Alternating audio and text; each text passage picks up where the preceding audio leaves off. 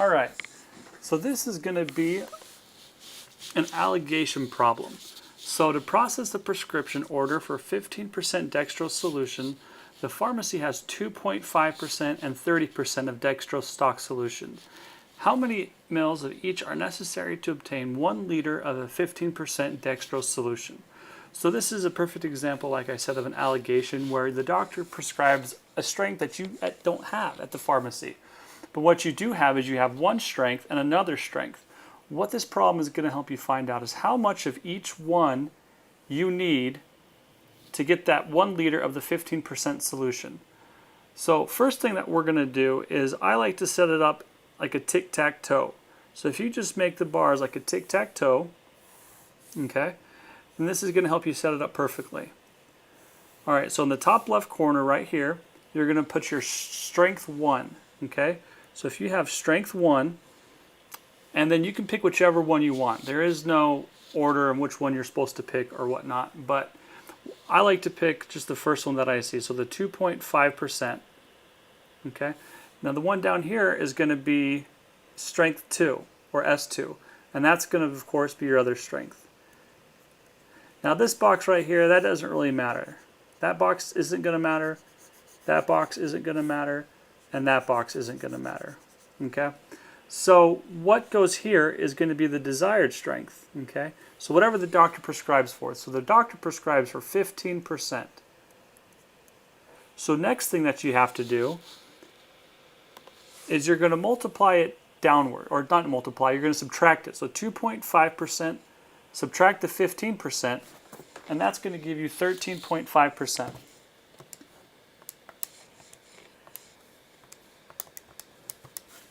Sorry, I apologize. It's 12.5%. So you have 12, and it's not percent either. I'm sorry. So it's just 12.5, and then if you subtract it up this way, it's going to be 15. Negatives are never an option when you deal with these, okay? So next thing that you have to do is you have to add both of these together. So 15 plus 12.5 is going to be 27.5. All right, so these numbers right here, the 15 and the 12.5, is going to be your ratio. So for every 15 parts of the 2.5%, you're going to have 12.5 parts of the 30%. So next thing, I'm just going to draw another line, which kind of gets rid of the whole tic-tac-toe idea, but it'll help out. And so then what goes right here is going to be the desired quantity. The desired quantity. So the desired quantity is going to be 1 liter. But see how they're asking for 1 milliliter right here? That means we want this number to be in milliliters, or whatever it's asking for. So if you want to convert the 1 liter to 1 milliliter, how many milliliters is that? I kind of gave it away, but it's going to be 1,000 milliliters. 1,000 milliliters. Okay. So now what you're going to want to do is you're going to want to take the 15 divided by the 27.5 times the 1,000 milliliters, and that's going to equal 545. So 545.5 milliliters. And then you do the same thing down here. So you have 12.5 divided by 27.5 times 1,000. 12.5 divided by 27.5 times 1,000. That's going to give us 454.5 milliliters. Now when you add this one up and you add this one up, do you have any idea what it equals?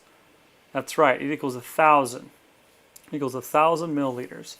So now what you can do is you're going to read it left to right, okay? So from here, those go together. Those ones right there go together. And then you have this one down here that goes together. Now if the question asks for what's the ratio, you're going to want to look at these right here. So the ratio is going to be 15 to 12.5. 15 to 12.5, okay.